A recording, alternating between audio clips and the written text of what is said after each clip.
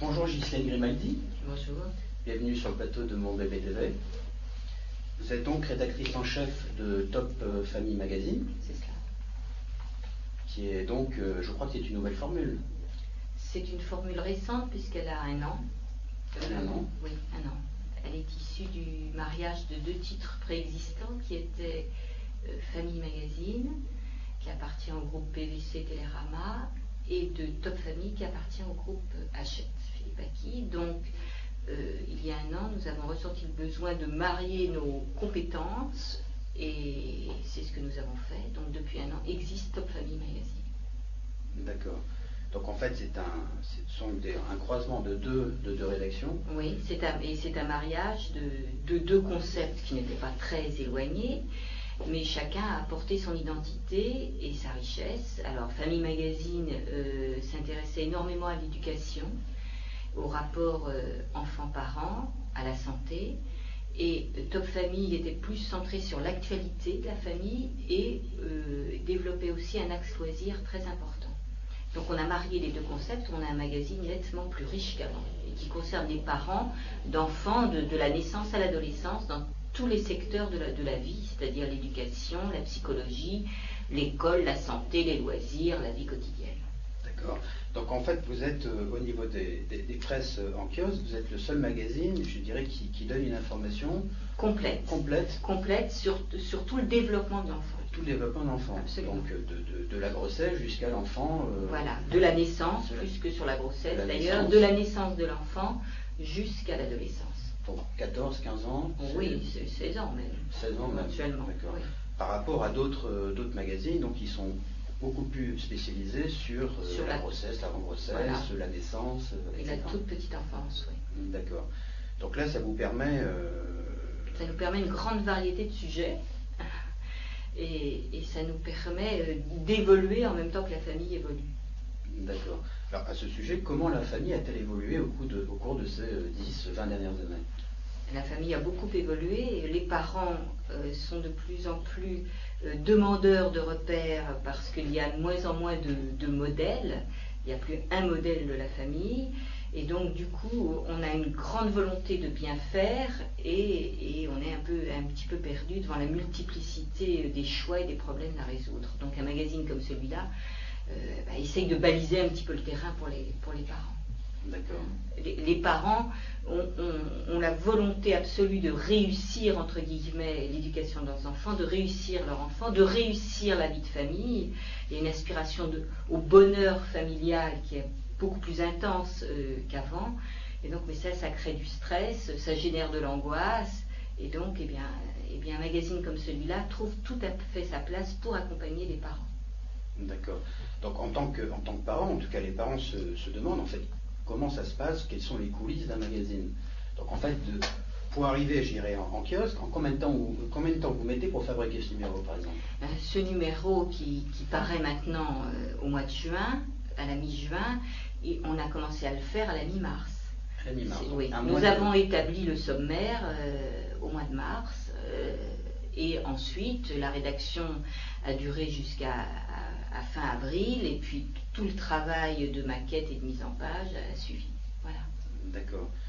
Donc en termes d'équipe, il y a des journalistes qui sont spécialisés par rubrique? Bien sûr. Oui, c'est ça? Oui, tout à fait. Les journalistes qui travaillent à Top Family Magazine sont des journalistes très expérimentés et donc qui connaissent parfaitement bien leur secteur, que ce soit la psychologie, que ce soit l'école, que ce soit la santé, que ce soit les loisirs. Et donc, ils travaillent eux-mêmes avec une équipe de journalistes pigistes, et avec eux, ils élaborent des sujets, et avec moi, bien entendu. D'accord.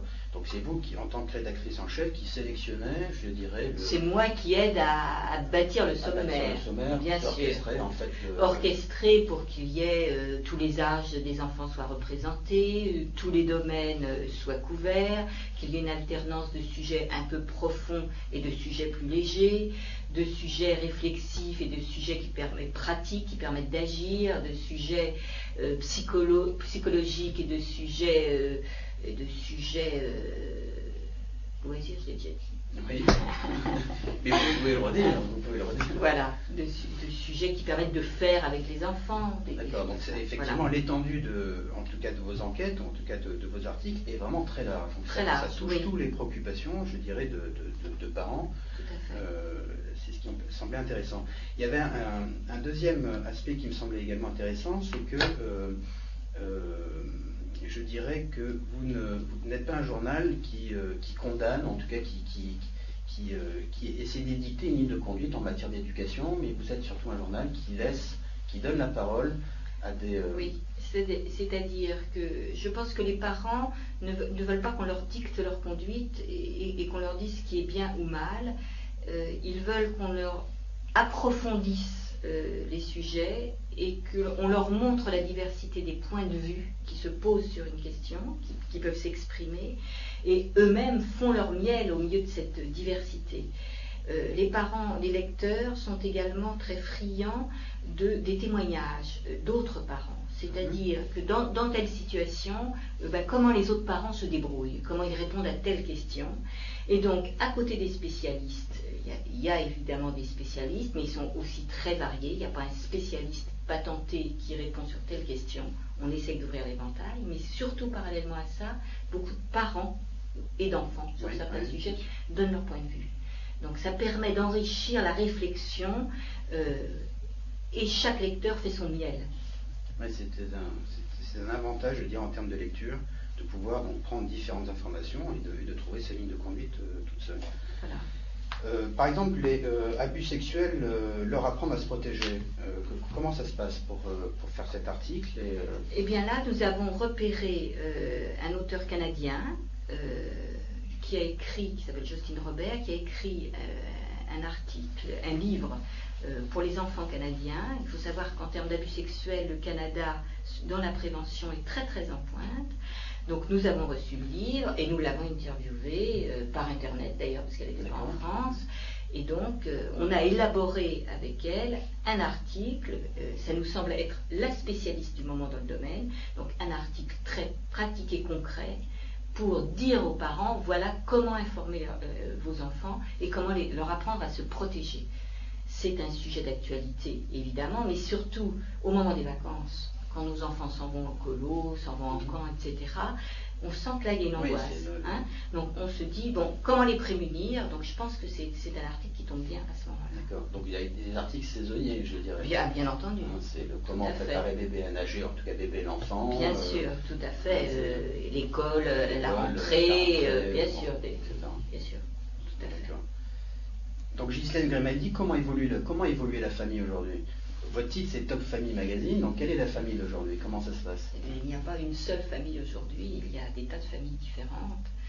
Et donc un journal comme le nôtre se doit d'accompagner cette variété de familles et d'envisager tous les points de vue. Parce que sur un certain nombre de problèmes éducatifs, être seul avec son enfant, être maman par exemple d'un garçon adolescent et être seul avec lui, ne pose pas le même type de problème que quand il y a papa, maman d'une famille traditionnelle. Dans les familles recomposées, les rapports frères-sœurs par exemple sont beaucoup plus compliqués également que dans une famille traditionnelle. Donc sur chaque article, nous montrons la variété des problèmes posés et des solutions. Et des témoignages, évidemment. D'accord. Votre numéro se trouve en kiosque quand exactement? C'est le 10, 12, 15, 16? Comment ça se passe? Il est en kiosque au milieu de semaine. En milieu de semaine? Oui, donc là, je crois qu'il est en kiosque aujourd'hui. En milieu de mois, c'est ça? C'est ça, en milieu de mois, tout à fait. On est très très en amont. Voilà. Très bien. Écoutez, merci Ghislaine Grimaldi. Merci à vous. Et à très bientôt.